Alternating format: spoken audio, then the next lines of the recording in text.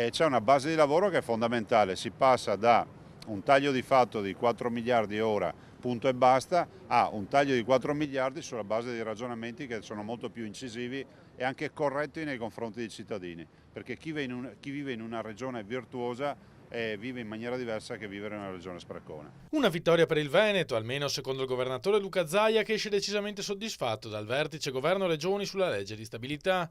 Abbiamo raggiunto il nostro primo obiettivo, informa Zaia, ovvero l'adozione dei costi standard come criterio basilare per razionalizzare la spesa pubblica.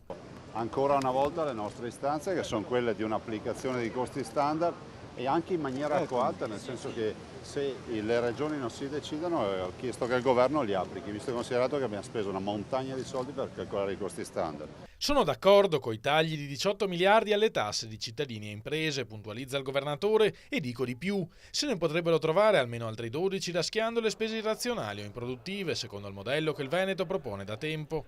Onestamente il problema non è trovare i 4 miliardi, è a chi farli tagliare questi 4 miliardi. E questa non è una guerra tra poveri, è che il percorso di virtuosità non può prescindere dai costi standard, per le regioni e anche per il governo, perché anche il governo ha bisogno di evidenziare i suoi costi. Renzi ha garantito che lo farà entro fine anno, ne prendiamo atto.